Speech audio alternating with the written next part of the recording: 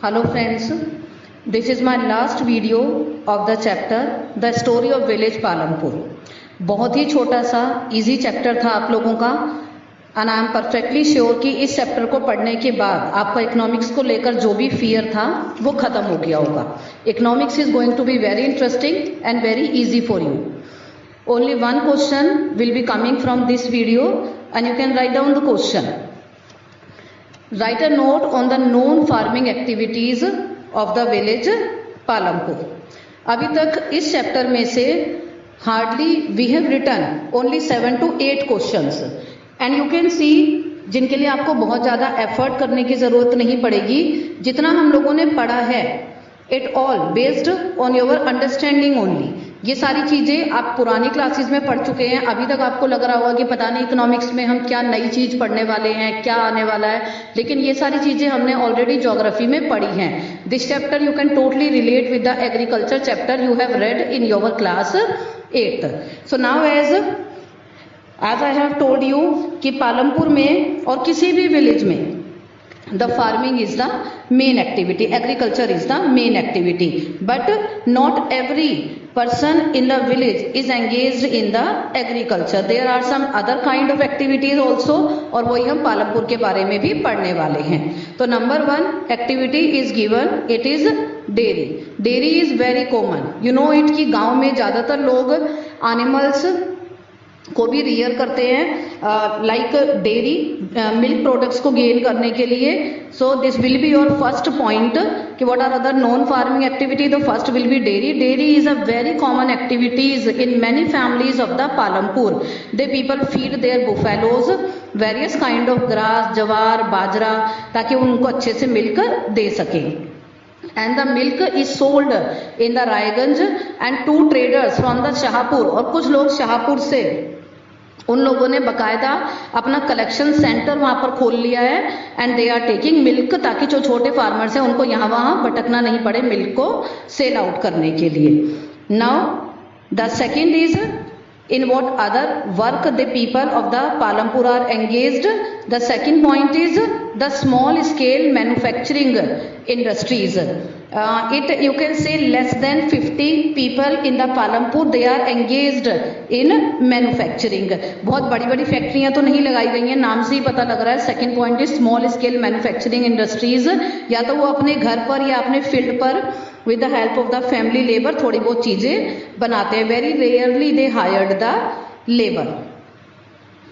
now the third is the shopkeeper, छोटे मोटे shopkeepers की दुकान। people involved in trade are not many in Palampur. Trading के काम में तो बहुत ज़्यादा इन्वॉल्व नहीं है लोग।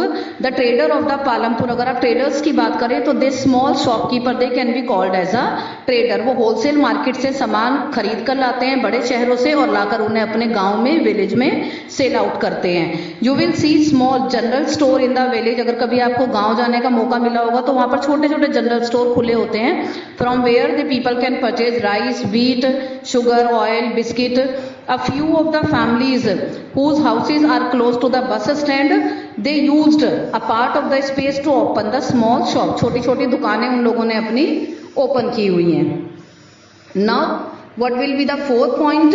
Fourth is the transport। हमने स्टार्टिंग में ही पढ़ा था कि well connected road system have been provided. So some people, आपने पहले भी पढ़ा था कि बुलेट कार्ट पर वहाँ पर बहुत ज़्यादा हम देख सकते हैं कि गुड़, जैगरी यहाँ से वहाँ ले जाया जाता है।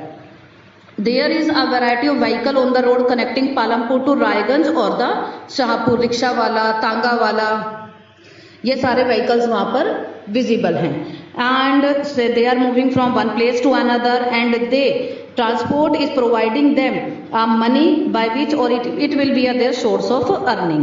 the number of people involved in transport has grown over several years। और पिछले कुछ सालों में काफ़ी सारे लोग ट्रांसपोर्ट में एंगेज्ड हो गए हैं।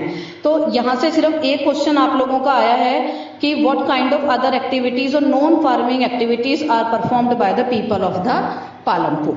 तो बहुत ही अच्छा सा छोटा सा चैप्टर था आप लोगों का, कोई दिक्कत आप लोगों को नहीं आई होगी।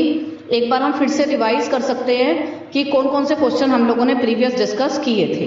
हमारा सबसे पहला क्वेश्चन था write a note on the village Palampur. In second question we have written what do you mean by the production, what is the aim of the production and what are its requirement. Question number 3 was write the condition of the land in the village Palampur. Question number 4 was what are the disadvantage and advantage of using the chemical fertilizers. Next question was who provide labor in the village Palampur and what is the condition of the labor. Next you can write the status of the capital in the village Palampur. Next question will be write a note on the known farming activities of the village Palampur. तो hardly 7 to 8 questions come out from the chapter. और इसी तरह से जिस तरह से economics का ये चैप्टर बहुत इजी चैप्टर था, आगे के चैप्टर भी बहुत ज़्यादा इजी हैं और आपको किसी भी तरह की प्रॉब्लम नहीं आने वाली है. तो don't take it very seriously कि एसएसटी अभी और ज़्यादा लेंथी हो गई है और ज़्यादा प्रॉब्लम आने वाली है. तो this is a very basic information. अभी इतने बड़े आप लोग हो गए हैं कि ये सारी चीज़ें आपको पता होनी चाहिए, क्योंकि कहीं ना कहीं you people will work to increase the economy of the country. और आपको पता होना चाहिए कि किस किस तरह की एक्टिविटियां और किस तरह से you can contribute to increase the economy of the country. तो इकोनॉमिक्स आपको बहुत अच्छे से क्लियर होनी चाहिए. Goodbye and good luck.